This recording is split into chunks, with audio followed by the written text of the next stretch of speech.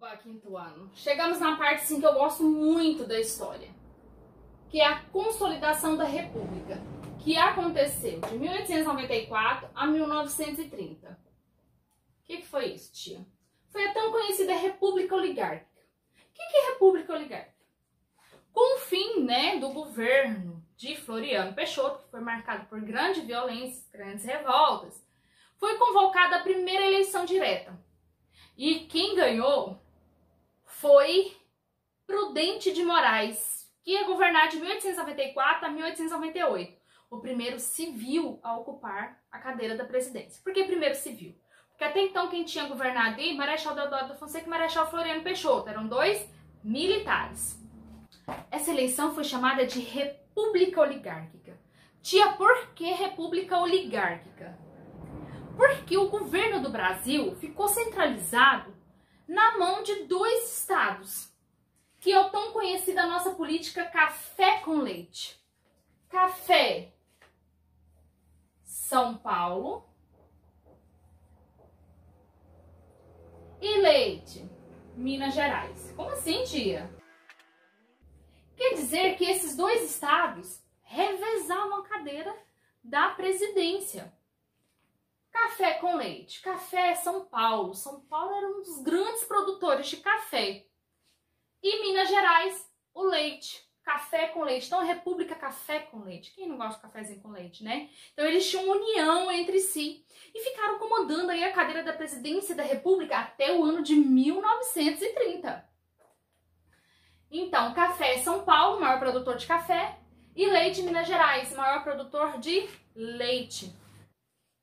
Aí alguns estados também tiveram, como Rio Grande do Sul e Paraíba, também tiveram importante participação, tá? Não assumiram a cadeira da presidência, mas tiveram uma importante participação nessa política. Quer dizer que como que sentia, como que funcionava? Olha, uma eleição, um paulista ficava, no próximo era um mineiro, e assim eles ficavam revezando a cadeira da presidência da República. Os outros estados até tentavam chegar lá, mas não conseguiam. Por que não conseguiu? Nós vamos ver aí a influência dos coronéis. Tia, coronéis? Como assim coronéis? Vamos ver aqui. Então agora nós temos a influência dos coronéis.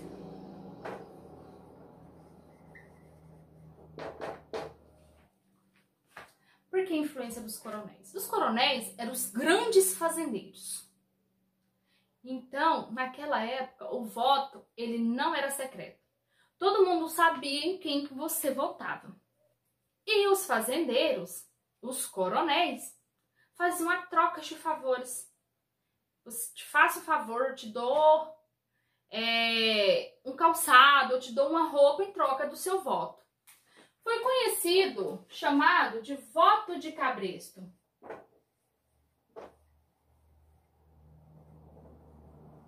Por que cabresto? Cabresto é uma peça de couro que usa pra gente frear ali o cavalo. Por isso o voto de cabresto. Porque os coronéis tinham os funcionários que trabalhavam com eles, Falavam, olha, você vai votar naquele candidato pra mim. Por mais que a pessoa não quisesse votar, assim, ele tinha o direito de votar, mas estava segurado aqui, no cabresto. Por quem? Pelo coronel. Ah, o direito ao voto nós conseguimos. Mas será que eu posso votar em quem eu quero? Não. Então, por isso que esse governo ficou centralizado muito tempo na mão de São Paulo e Minas Gerais. Pelo voto de cabresto, pela troca de favores. Esses coronéis, eles tinham troca de favores. Nós vamos te colocar lá na cadeira da presidência, mas eu quero isso, eu quero aquilo. Eu quero que você melhore isso, eu quero que você melhore aquilo. Então, eram também realizada a troca de favores. E vocês acham que as pessoas iam lá, só não, você vai votar porque você me prometeu? Não, gente. Eles eram ameaçados a votar em quem os coronéis queriam, Quem os fazendeiros queriam. Por isso que é representado o cabresto. Você tem a liberdade de votar, mas eu vou votar em quem eu quero. Eu estou te segurando. Gente, e esse período de eleições foi marcado assim por grandes fraudes. Não tinha fiscalização que tem hoje. O voto não era secreto. Então, gente, as pessoas roubavam as urnas, as fraudes assim aconteciam livremente, até que surgiu a Justiça Eleitoral, onde deu uma freada nessas fraudes, né? Então, nós vimos aí a influência dos coronéis. Agora nós vamos ver aí as atividades econômicas. Como nós estudamos, vocês verem que o café teve grande influência, principalmente na economia do Brasil. Então, as plantações de café estavam espalhadas por todo o Vale do Paraíba. E o Brasil exportava muito café para fora. E o dinheiro dessa exportação trouxe algumas melhorias para o Brasil, sim. Né? A construção de ferrovias, melhora nos portos, né? Para fazer essa exportação para fora. Mas não foi só o café também que se destacou. Também surgiram a pecuária nessa época. O cultivo da cana-de-açúcar, o cultivo do cacau e a extração do látex também foi muito importante. Foi uma das atividades muito importantes da economia brasileira. Com todo esse, vamos dizer assim, essa valorização do café, o dinheiro está entrando no Brasil, começou-se a se desenvolver a cidade, o desenvolvimento das cidades. A cidade se modernizar.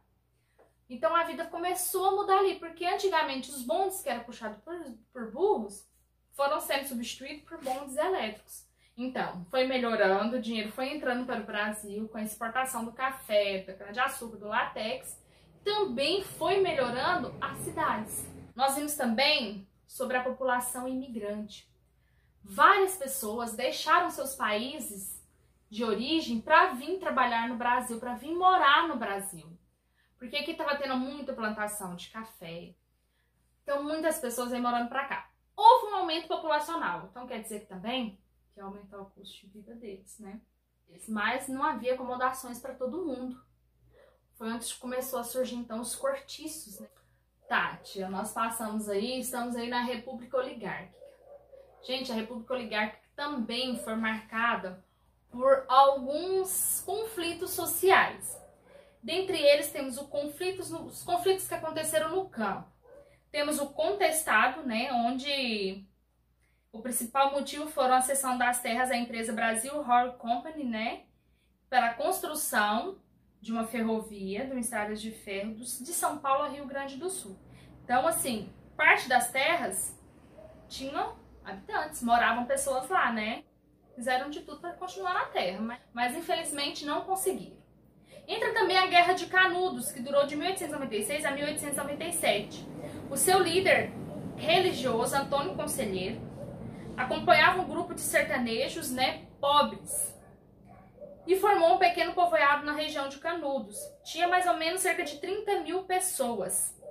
Então o governo, pressionado pelos coronéis, considerou o povoado de Canudos uma afronta à república. Gente, os sertanejos registraram muitos ataques, né, até o povoado ser totalmente destruído.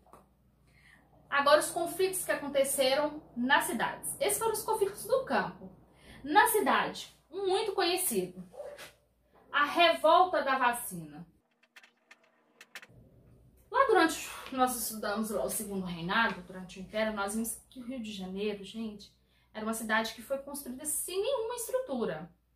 Então quer dizer que ela não foi planejada para ser construída. E ela enfrentava vários problemas de infraestrutura. Esgoto, água tratada. E o que acontece? Vai trazendo doença. Então a revolta da vacina aconteceu no ano de 1904, porque as doenças foram se espalhando rapidamente. Por iniciativa do médico Oswaldo Cruz, foi aprovada uma lei que tornava obrigatória a vacinação contra a varíola. Gente, a população foi pra rua. Ela não queria vacinar. Mas por que, tia? A vacina é tão importante, a vacina hoje ela salva a vida. Porque a população ela não tinha informação que nós temos hoje em dia. Ela não tinha informação de que aquela vacina iria fazer bem para ela. Iria evitar que ela se contagiasse com a varíola. Estava se proliferando muito no Rio de Janeiro. Eles foram para a rua, foram brigados, né? Brigaram com o exército, com as pessoas, né? Os agentes que estavam vacinando eles, mas vacinaram. Teve também a revolta da Chibata. A revolta da Chibata aconteceu no Rio de Janeiro. Por que a revolta da Chibata? Os marinheiros que trabalhavam, né, nos navios, eles eram castigados fisicamente. E teve marinheiro em especial, que foi o Marcelino Rodrigues. Ele levou 250 chibatadas como castigo. Os outros marinheiros também se rebelaram, né? E assim, não queriam, né, apontar canhões para a cidade do Rio de Janeiro, queria colocar fim aos castigos físicos. Teve também a greve geral de 1917, que aconteceu em São Paulo, onde as pessoas queriam, né, uma melhor condições de trabalho, jornada de trabalho, queriam alguns direitos que eles não tinham. Então isso aí, gente, é o nosso capítulo 3.